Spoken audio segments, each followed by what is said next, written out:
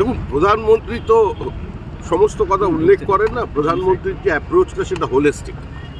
প্রধানমন্ত্রী আজকে যে বক্তব্য রেখেছেন সেখানে তিনি যেরকম বাংলার সাহিত্য শিল্পের কথা বলেছেন, সংস্কৃতির কথা বলেছেন, বাংলার গৌরবশালী অতীতের কথা বলেছেন, একই সঙ্গে উনি এখানে কৃষকের চোখের জল সেটার হিসাব নিতে চেয়েছেন, মৎস্যজীবীদের কথা বলেছেন, সার্বিকভাবে পশ্চিমবঙ্গের আর্থসামাজিক পরিবর্তনের কথা বলেছেন এবং একটি কথায় প্রধানমন্ত্রী বুঝিয়ে দিয়েছেন, যেখানে আইন শৃঙ্খলা ঠিক না থাকে সেখানে কোনোদিন শিল্পায়ন সম্ভব নয় এবং এই সরকার যতক্ষণ থাকবে ততক্ষণ পশ্চিমবঙ্গে কোনো নতুন বিনিয়োগ আসবে না। মুখ্যমন্ত্রীকে আমরা বিভিন্ন উপজাতিদের সঙ্গে, পাহাড়ি মানুষজনের সঙ্গে ছন্দে তাল মিলিয়ে পায়ে পায়ে আমরা হাঁটতে দেখেছি। মুখ্যমন্ত্রীকে আমরা মোমো বানাতে দেখেছি, মুখ্যমন্ত্রীকে বিভিন্ন মঞ্চে তার অস্থির পদচারণা দেখেছি, কিন্তু কোনো বড় শিল্পের দরজায় নারকেল ফাটাতে দেখিনি। সুতরাং এখানে শিল্পায়ন তৃণমূলকে রেখে সম্ভব নয়। এখানে total absence of law and order, total anarchy. আজকে সুপ্রিম কোর্টের বিশ্বাসযোগ্যতা নিয়ে, সুপ্রিম কোর্টের অথরিটিকে পর্যন্ত নিয়ে প্রশ্ন চিহ্ন তুলে দেওয়া হচ্ছে। আজকে সুপ্রিম কোর্টের ক্রেডিবিলিটি নিয়ে আলোচনা করছেন তৃণমূল কংগ্রেসের একজন সাংসদ। তো এটা এখানকার অবস্থা।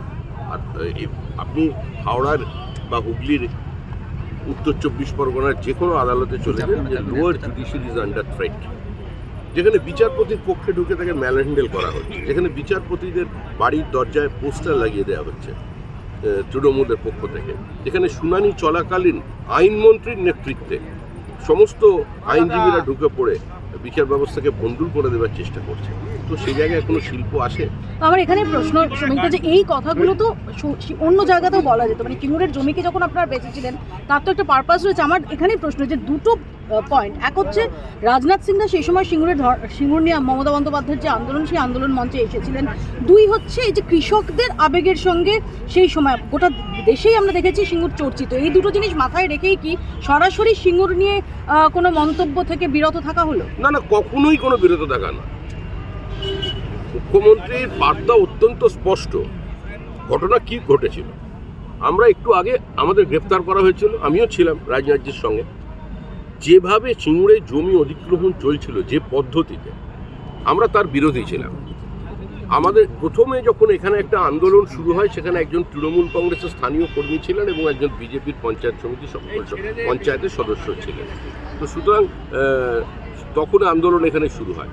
কিন্তু পরবর্তীকালে যখন আন্দোলনটা একটা বেয়নেট পয়েন্টে চলে গেছে, টাটা ঢুকে জমির চরিত্র বদল করে দিয়েছে, তো আমরা বলেছি যে আমরা এইভাবে বলপূর্বক জমি অধিগ্রহণের বিরোধী এবং আমরা বুদ্ধদেব ভট্টাচার্যের কাছে গিয়ে একটা মডেলও আমরা দিয়েছিলাম আমাদের তখনকার সভাপতি সত্যব্রত মুখার্জির নেতৃত্বে, এবং যেটা তৈরি করেছিলেন প্রকাশ জাভড়েকর, যেভাবে মহারাষ্ট্রে বা পাঞ্জাবে হরিয়ানায় শিল্প স্থাপন হয়েছিল, যে 1000 একর জমি যদি প্রয়োজন হয় তাহলে 1100 একর জমি আপনি নিন, ডেভেলপড ল্যান্ডের ওই 100 বাড়তি একরটা আপনি কৃষকদের মধ্যে দিয়ে দিন, সোলেসিয়ামের পরিমাণ দ্বিগুণ করুন এবং বাজার দরে 3 গুণ মূল্যে জমি নিন।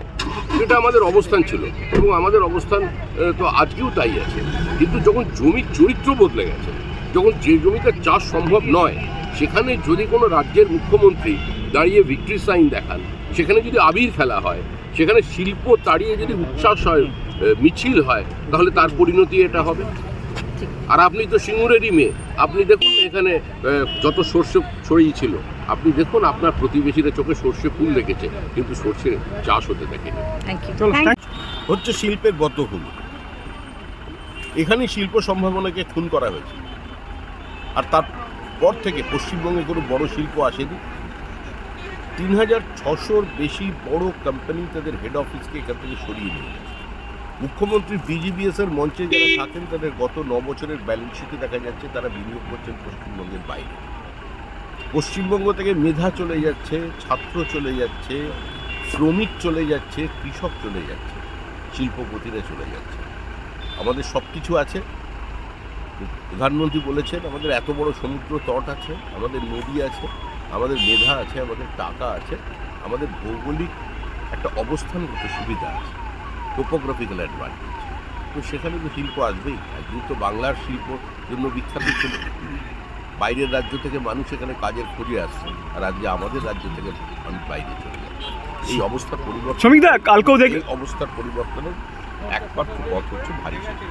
শ্রমিকদা আমরাও দিচ্ছে, কিন্তু তৃণমূল বলছে যে এখানে কোনো উন্নতি মানে কিছু দিচ্ছে না। তৃণমূলের কথাগুলো বিশ্বাসযোগ্য আর কেউ করছে না। তৃণমূল কংগ্রেস গৃহীত পরীক্ষিত লোক। কালকেও